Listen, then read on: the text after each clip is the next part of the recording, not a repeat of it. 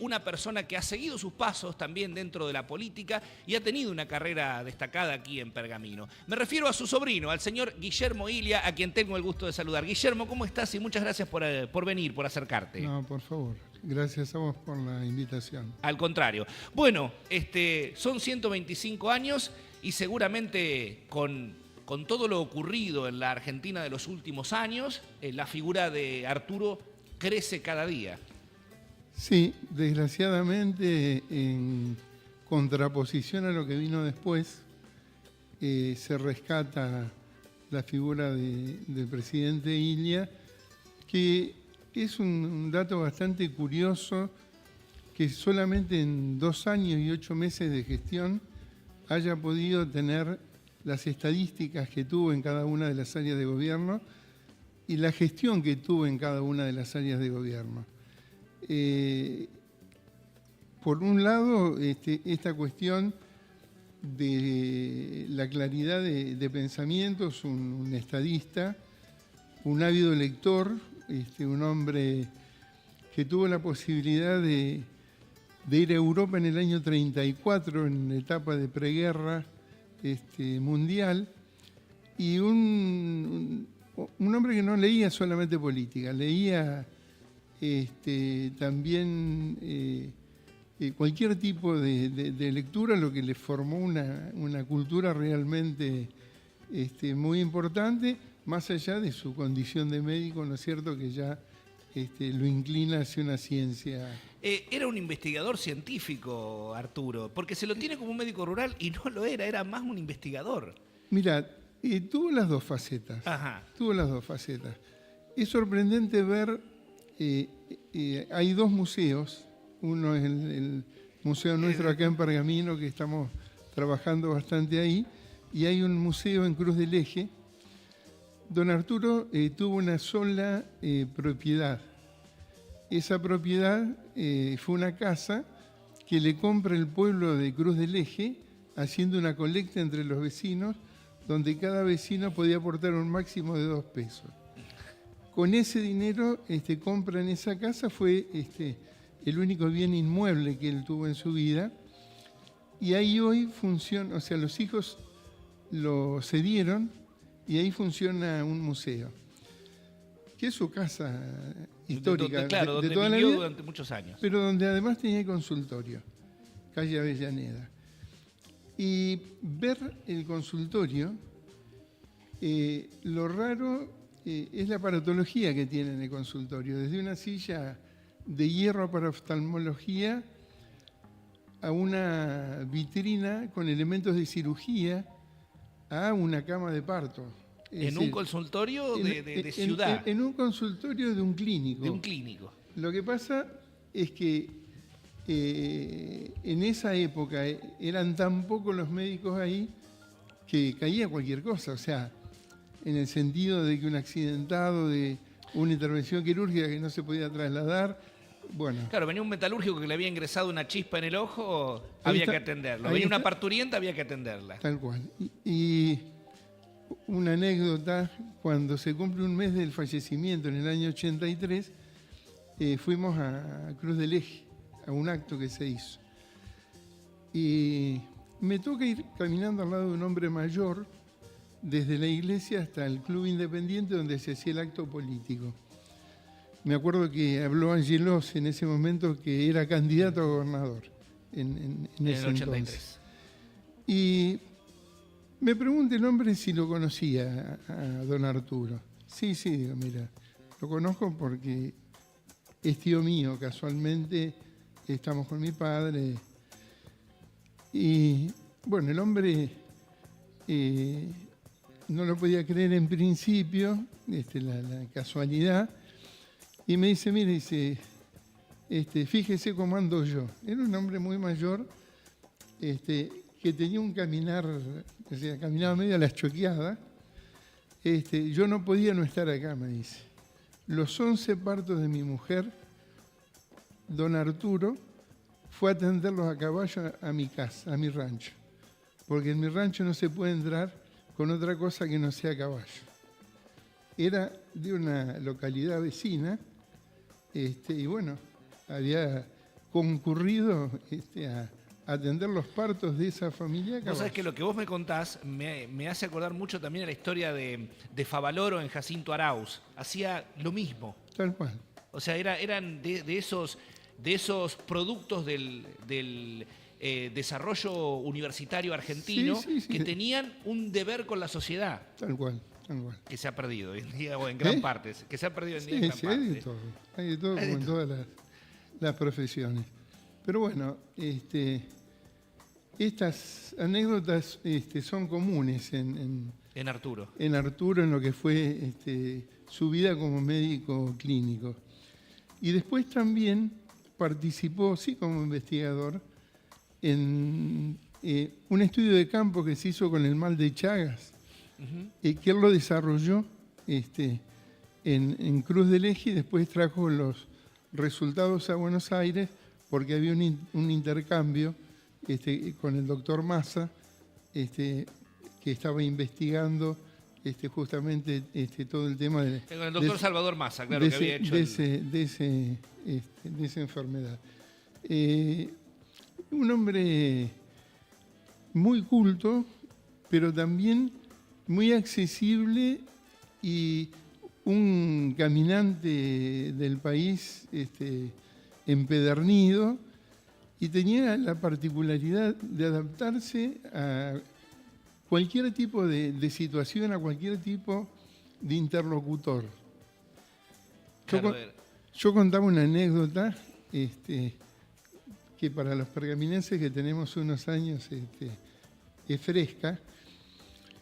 Cuando él venía a visitar a mi padre y a su hermana Tita, que estaba en la quinta, donde es ahora el museo, mi padre vivía enfrente. Y cada tanto don Arturo daba una vuelta por Pergamino y visitaban los hermanos. Cuando Adolfo Adua se enteraba de que Arturo estaba en la quinta, para los que no lo conocieron, fue un característico canillita que con sus diarios bajo el brazo recorría la ciudad. Lo iba a ver. Hay un llamador en la puerta, golpeaba, salía don Arturo a atender, lo hacía pasar a Adolfo y le pedía a Tita que trajera el mate. Y se sentaba a tomar mates con Adolfo en la galería. Los que lo conocimos, Adolfo es un personaje muy particular. Entrañable, de esos pergaminenses que... Tal cual. Y tenían una charla totalmente de igual a igual, donde le preguntaba cómo andaban las ventas, si tenía siempre los mismos recorridos, o sea, cosas que tenían que ver con la actividad de él. Y de paso le iba sacando algún tipo de información. Él, que era un caminador, le decía, hoy estuve con el flaco Borrás, dice, estaban reunidos ahí en el bar frente con fulano y mengano. A la noche cuando se veían con Borrás, ¿cómo te fue en la reunión de hoy? Te preguntaba. ¿Y Borrás? Claro, y Borrás. Los ojos como el 2 de oro. Claro, ¿cómo se enteró de que yo estuve reunido con tal? Bueno, y el emisario era Adolfo. Pero tenían charlas de 40 minutos, una hora, hasta que se iba. Y después yo lo encontraba cuando volvía Adolfo, y en el bar decía, estuve tomando unos mates con el viejo Villa. Y obviamente no le creían. No le creían, pero era rigurosamente cierto. Claro, pues yo le decía, sí estuvo. Digo. Y si querés te hago la contracara, porque recuerdo una vez cuando fuimos, que todavía no estaba remozada la quinta, en un escritorio vos me mostraste que había una carta firmada nada menos que por François Mitterrand. O sea, sí. de Adva, del canillita de Pergamino, a nada menos que el presidente de Francia, intercambiándose correspondencia. Y tienen un respeto por don Arturo afuera que es realmente conmovedor a veces.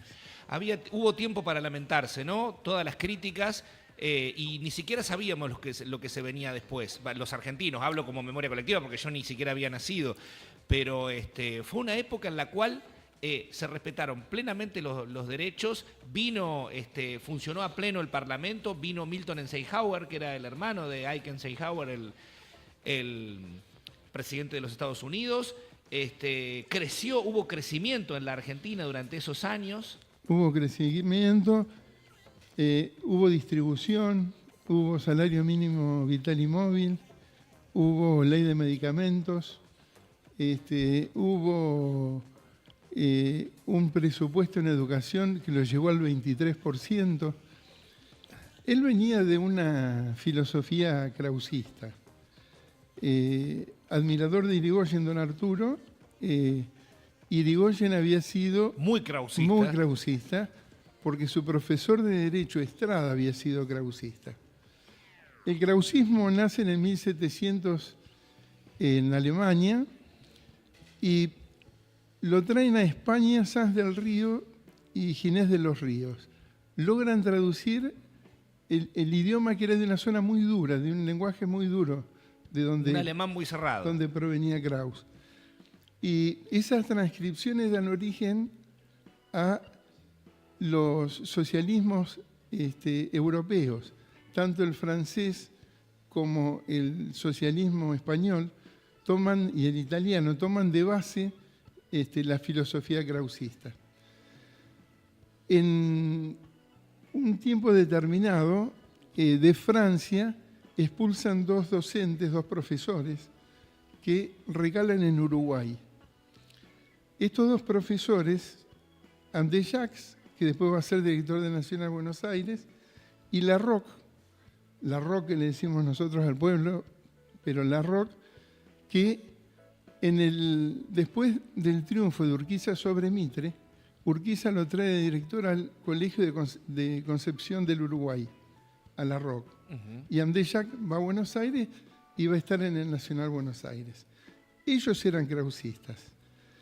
Y en esa época eran los colegios secundarios de Concepción del Uruguay, el Normal de Paraná y el de Buenos Aires. Y el Nacional Buenos Aires. Y el de Buenos Aires, los que formaban a las clases patricias, vamos a llamarle. Y eso tuvo la primera gran influencia del krausismo en la Argentina. Por esta vía llega Irigoyen, y yo creo que también el hecho de que Arturo haya hecho el secundario en el Pío IX en Buenos Aires, el arranque en la 18 termina en el normal, en el 6º grado, y después hace el secundario en el Pío IX en Buenos Aires. Y yo creo que él también ahí toma contacto con el tema del krausismo, porque ellos eran salesianos y Krauss era un hombre de la iglesia que se ganaba su dinero escribiendo sermones para los sacerdotes. A esa la desconocía. Bueno. A esa la desconocía. Realmente. La filosofía krausista pone al hombre en el centro de la escena, digamos, como ser principal, le da una relevancia fundamental a la tribu sobre la familia, digamos, a la cosa común, y el renunciamiento personal en función del desarrollo de la comunidad. Y son cosas que don Arturo pudo hacerlo. Te iba a decir, es exactamente lo que hizo Arturo. Pudo hacerlo, y uno de los resortes fundamentales de Krauss le daba una gran relevancia a la educación, porque decía que a partir de la educación el hombre iba a ganar libertad y iba a poder decidir por sí mismo. Tan así sigue los pasos de Krauss, que en el año 66 le había asignado el 23% del presupuesto de educación, y además Leloir, una vez caído el gobierno, dijo que el único periodo realmente de las ciencias que tuvo el esplendor, el punto máximo de esplendor, fue durante el gobierno de Ilia. Fíjate que cae el gobierno y a los pocos meses ocurre lo de la noche de los bastones largos. La noche de los bastones largos, donde ese se van. Espanto. Y ahí vamos descubriendo, ayer se cumplió el 125 aniversario del nacimiento y nosotros cumplimos los primeros 3 años como casa museo. Ahora iba a ir a eso, porque detrás del rescate que han hecho, y del cual ha sido una especie de alma mater, el rescate que han hecho de la casa, se descubre la figura de Arturo y de Martín también.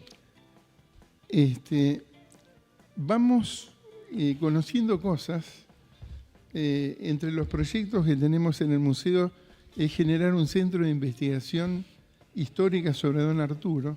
Estamos empezando a copiar todo el material que podemos y nos vamos encontrando con hechos. Hechos que están escritos, hechos que vienen de relatos, pero hechos para nosotros nuevos. Nosotros que creíamos que sabíamos todo, siempre...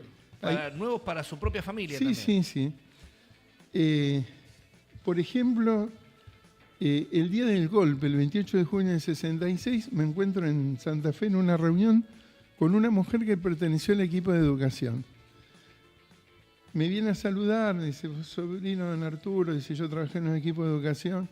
Dice, el 28 de junio del 66 estaban en Buenos Aires todos los ministros de educación de Latinoamérica. Los había convocado el presidente Ilia para unificar los planes de estudios universitarios. Digo, vos fijate en qué estaba pensando. Y después te voy a transcribir porque la tengo, hay una conferencia de prensa que da a los medios internacionales que estaban en ese momento acreditados en Buenos Aires. Tiene una reunión con ellos en el año 64. Entre las tantas cosas que dice las revoluciones que se vienen, acordémonos que veníamos de la Revolución Cubana hacía muy poquito. Año 59. No van a tener que ver con cambios de formas de gobierno. Las revoluciones que se empiezan a venir en el mundo tienen que ver con la investigación científica. Hay que invertir ahí porque eso va a dar el verdadero desarrollo de los países. Parece escrito...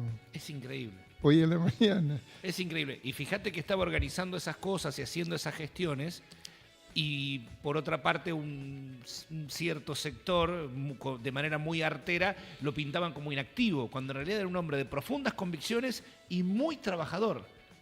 Madrugador y de acostarse tarde. Entre las muchas anécdotas que fueron pasando con esto del museo, una tarde llega un hombre que a mí me parecía conocerlo. Pero bueno, yo ya tengo unos años y varias actividades. ¿De dónde conozco a este hombre? Bueno, le empiezo a mostrar la casa porque en ese momento Mauro Ganem, que es el que hace las visitas guiadas, estaba con un grupo de personas. Para que no espere, lo atiendo. Llegamos a la habitación de la esquina, donde está la cama donde nace. Le refiero y el hombre se emociona.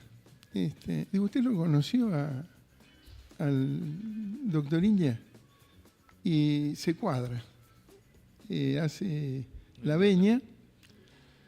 Y dice, yo fui su granadero. Yo estuve en el cuerpo de granaderos que lo custodió al presidente. Y él me empieza a contar cómo era la vida cotidiana. Nosotros sabíamos cosas, pero visto desde adentro y desde un soldado. Bueno, ese soldado es Fernando de Madariaga, el cantante de los años 80. Sí, claro. Bueno, ese hombre fue gran... ¿A vos te parecía conocido por su actividad artística? Tal cual. Veía un rostro que me resultaba familiar. Él desde el día lunes a la mañana al sábado al mediodía estaba en Casa de Gobierno. Él iba a almorzar a Olivos y se quedaba hasta el lunes. Y el lunes volvía de nuevo a Casa de Gobierno. Él vivía en Casa de Gobierno. La familia vivía en Olivos. Debe haber sido de los últimos presidentes que durmió ahí. Yo creo que sí. Yo creo que sí. Y esto lo hacía tener un contacto permanente con aquellos soldados que estaban haciendo la conscripción y acreditados en la Casa de Gobierno. Y nos cuenta que muchas veces los invitaba al cine, no como custodia, lo invitaba como si fuera uno más, llegaba tarde al propósito, para no generar ruido. Claro, sí, esa... Y dice, yo debo haber ido, dice, con el doctor unas 20 veces al cine, mientras fui granadero. Fui invitado por él, lo acompañaba. Las 20 veces que fui, en los intervalos, se paraba el cine a aplaudirlo. Era una cosa que era común, que pasaba siempre. Bueno, él, yo digo, la cosa más importante, si pudiéramos resumirlo a una cosa, es esa coherencia entre el hacer y el decir. Un hombre sencillo, modesto, de una vida austera. Recién hace un rato un familiar me pone a veces nos cambiamos cuando llega información. Él tuvo un solo auto, un Bergantín modelo 62. Un Ica Bergantín. Un Ica Bergantín que lo usó para la campaña del 63 a gobernador. Es decir, del 62. Él gana la gobernación en el 62 y se anulan las elecciones. Y después eso le va a dar derecho para ser candidato porque fue la única provincia donde había ganado el radicalismo. Me acuerdo de haberlo leído. Bueno, y ese auto lo declara como patrimonio al ingresar a la presidencia, pero lo vende cuando manda a su esposa a Estados Unidos a operarse del cáncer, que fue el único auto que tuvo en su vida. Eso muestra un poco su integridad humana. Y también su coraje. Hay una anécdota que es cuando ingresan a la Casa de Gobierno, porque él estaba trabajando cuando lo derrocan. Ingresa a la Casa de Gobierno y le dice, usted utiliza un uniforme que le da la nación por intereses personales. Usted es un bandido, le dijo a quien fue a derrocarlo. Ahí hay una situación previa. Nosotros el año pasado lo trajimos al general Radrigáñez Riccieri. Radrigáñez Riccieri en realidad pasa a retiro como teniente coronel y Macri lo asciende a general. Retirado. Él en ese momento era subteniente y estaba a cargo de la custodia de la Casa de Gobierno. Y junta a los 28 soldados que tenía, a los 28 granaderos que tenía, en el patio de las Palmeras, y los arenga de que van a resistir. Y destaca las ametralladoras para defender la casa. Para defender el gobierno. Para defender el gobierno. La democracia. Pide indicaciones a su jefe que estaba en Palermo, y el jefe le dice que resistan, que manda refuerzos. Y se empieza a armar la resistencia. El jefe de la casa militar es el que habla con Arturo, y Arturo le dice, no, de ninguna manera, dice, que venga el teniente, dice, quiero hablar con él. Y él nos contaba, dice, no vamos a arriesgar a estos chicos, no tiene sentido, es una pelea desigual. Ellos veían venir esto, y ellos en ese momento tenían a Castro Sánchez en el segundo cuerpo de ejército en Rosario, que estaba dispuesto a resistir, y lo encarcelan 24 horas antes del golpe. O sea, ya sabían que no se iba a sumar a la conspiración. Tal cual. Bueno, ahí uno de los que ingresa al despacho es el coronel Perlinger, que es el que le pide el gobierno. Y él en ese momento, entre las cosas que le dice, es que usted no tiene idea de lo que está haciendo, dice, pero sus hijos se lo van a reprochar. Y pasado el tiempo, envía una carta al coronel Perlinger, la tenemos en la quinta, la envía a través del estudio de Raúl Alfonsín. En el sobre dice, atentamente, doctor Alfonsín, para entregar al doctor Ilia, donde él le pide disculpas.